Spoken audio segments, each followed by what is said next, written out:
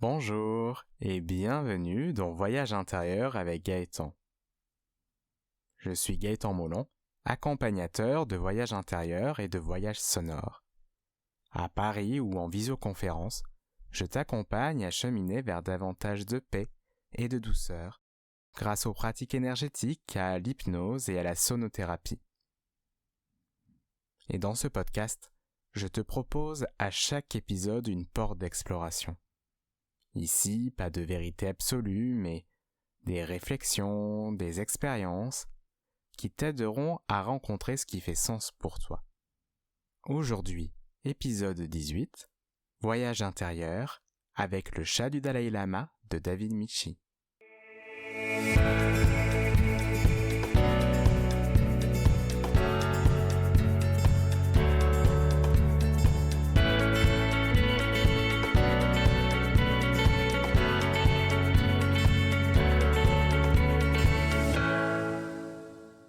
Depuis que je suis enfant, j'adore les histoires.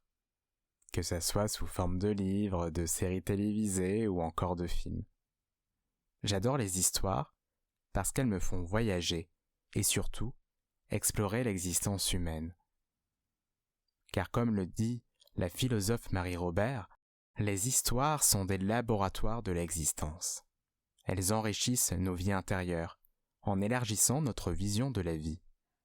Chaque histoire questionne l'existence, nous interroge sur notre propre rapport au monde, à l'autre, à nous-mêmes. Elles nous nourrissent de réflexions qui sont parfois loin des nôtres.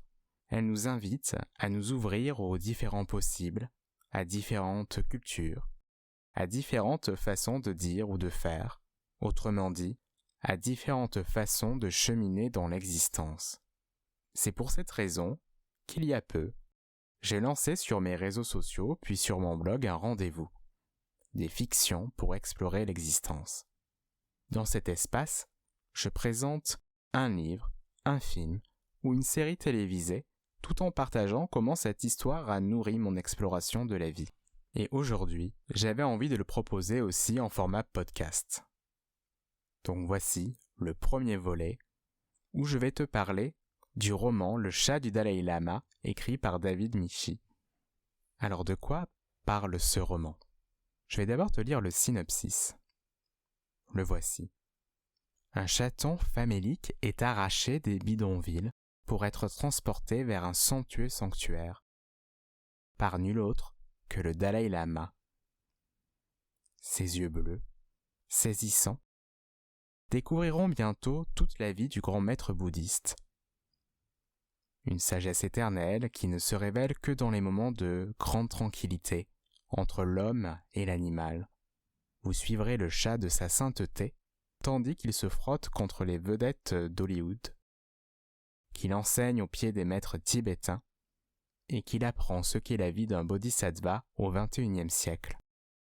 Vous comprendrez aussi pourquoi le statut de félin offre un point de vue unique sur la fragilité et la beauté qui réside en chaque être humain. Le chat du Dalai Lama est léger et amusant, mais renferme aussi des leçons spirituelles qui ne manqueront pas d'alimenter votre curiosité et votre réflexion. Ce que j'ai aimé particulièrement dans ce roman, c'est que nous nous initions en même temps que le chat à la philosophie bouddhiste et à la méditation de pleine présence. Et de ce premier roman, je retiens 3 leçons, 3 explorations, 3 réflexions. La première, c'est que nous sommes tous unis par 2 désirs. Dans le roman, le Dalai Lama nous apprend que tous les êtres vivants, animaux et insectes compris, ont 2 désirs en commun. Le désir de vivre heureux et le désir d'éviter les souffrances. Considérer cette réalité nous bouscule dans nos perceptions. Nous sommes unis par ces envies communes. L'autre, que nous pouvons avoir l'habitude de voir comme un ennemi, n'est pas si différent de moi. Il recherche la même chose. L'animal également. Nous sommes tous sensibles et nous avons le même objectif ultime. Dans notre aspiration au bonheur, nous ne sommes pas seuls. Avec cette prise de conscience, nous sortons de la séparation pour retrouver l'unité entre tous les êtres vivants. Et cette unité retrouvée ouvre la porte à la bienveillance et à la compassion. Même quand l'autre nous blesse ou qu'un animal nous fait peur, se rappeler cette vérité peut atténuer nos propres souffrances et ouvrir davantage notre cœur. Nous ne voyons plus le monde qu'à partir de nos propres blessures, mais avec plus de clarté et en prenant compte l'altérité. La deuxième leçon, c'est que nous sommes des êtres relationnels. C'est ce que le Dalai Lama nous rappelle dans le livre. Il parle même d'alter-développement.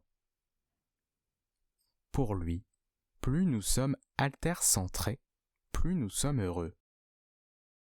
Le développement personnel n'est qu'une étape pour nous permettre de nous engager dans le monde de manière plus apaisée. Si nous sommes responsables de nos vies, nous vivons dans une société. L'autre n'est pas une option. Notre humanité nous unit. Et nous ne pouvons pas évoluer sans les autres. Leur propre expérience et leur propre regard sur le monde sont riches d'enseignements. Puis, observons comment nous nous sentons quand nous aidons l'autre sans attente. Comme le dit l'adage, seul on va plus vite, ensemble on va plus loin. Et la troisième et dernière leçon que je retiens du chat du Dalai Lama, c'est que nous nous relions au monde par le prisme de nos croyances. Nous projetons notre version personnelle de la réalité autour de nous. Deux personnes, assujetties aux mêmes circonstances, auront des expériences très différentes de ce qui s'est produit. Voici un enseignement du Bouddha qui est partagé dans le roman. La pensée se manifeste sous forme d'un mot. Le mot se manifeste sous forme d'une action.